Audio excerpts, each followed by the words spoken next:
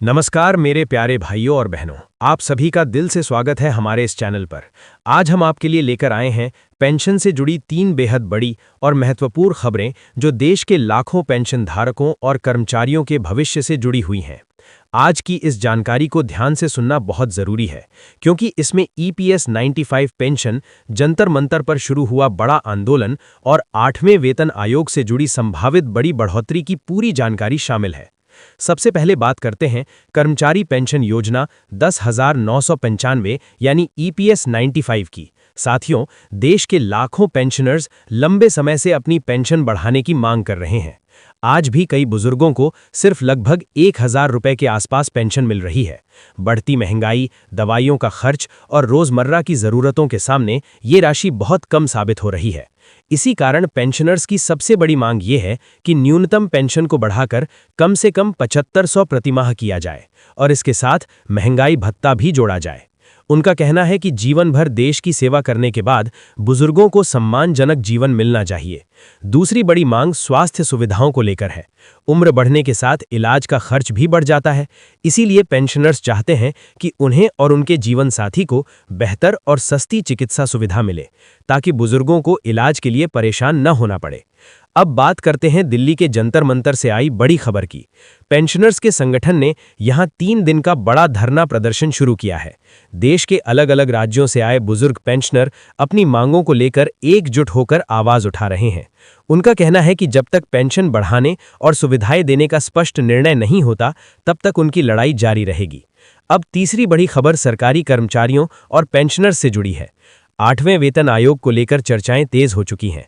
कर्मचारी संगठनों की ओर से ये मांग रखी जा रही है कि वेतन तय करने के पुराने फॉर्मूले में बदलाव किया जाए और परिवार की गणना को बढ़ाया जाए। अगर ये प्रस्ताव स्वीकार किया जाता है तो वेतन और पेंशन में बड़ी बढ़ोतरी देखने को मिल सकती है। विशेषज्ञों का मानना है कि नई व्यवस्था लागू होने पर बेसिक सैलरी और पेंशन दोनों में उल्लेखनीय बढ़ोतरी संभव है। साथियों, ये तीनों खबरें सिर्फ आंकड़े नहीं हैं, ये लाखों परिवारों की उम्मीद, सुरक्षा और सम्मान से जुड़ी हुई है। आने वाले समय में सरकार के फैसले का सीधा असर देश के करोड़ों कर्मचारियों और पेंशनर्स के जीवन पर पड़ने वाला है। अगर आपको ये जानकारी उपयोगी लगी हो तो वीडियो को लाइक जरूर करें, चैनल को सब्सक्राइब करें और इस जानकारी को अपने दोस्तों और परिवार के साथ जरूर शेयर करें। बहुत बहुत धन्यवाद। जय हिंद, जय भारत। अब यहाँ एक और महत्वपूर्ण बात समझना भी जरूरी है। पेंशन सिर्फ एक आर्थिक सहायता नहीं होती, बल्कि ये उस व्यक्ति के पूरे जीवन की मेहनत और समर्पण का सम्मान होती है।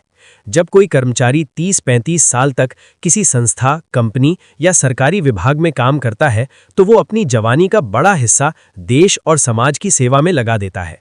ऐसे में रिटायरमेंट के बाद उसे मिलने वाली पेंशन उसका अधिकार बन जाती है। इसी वजह से पेंशनर्स का कहना है कि सरकार को इस मुद्दे को केवल एक वित्तीय बोझ के रूप में नहीं, बल्कि सामाजिक जिम्मेदारी के रूप में देखना चाहिए।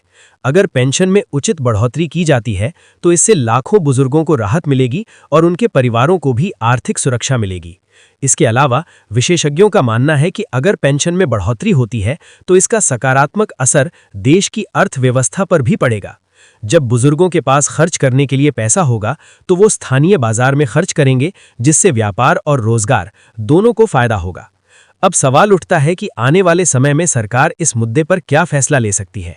कई रिपोर्ट्स के अनुसार सरकार पेंशनर्स की मांगों पर विचार कर रही है और संबंधित विभागों से रिपोर्ट भी मांगी गई है।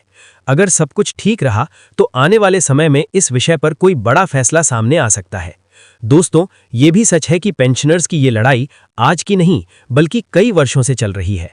देश के अलग अलग राज्यों में कई बार धरना प्रदर्शन और आंदोलन भी किए गए हैं। हर बार पेंशनर्स ने शांतिपूर्ण तरीके से अपनी बात सरकार तक पहुंचाने की कोशिश की है।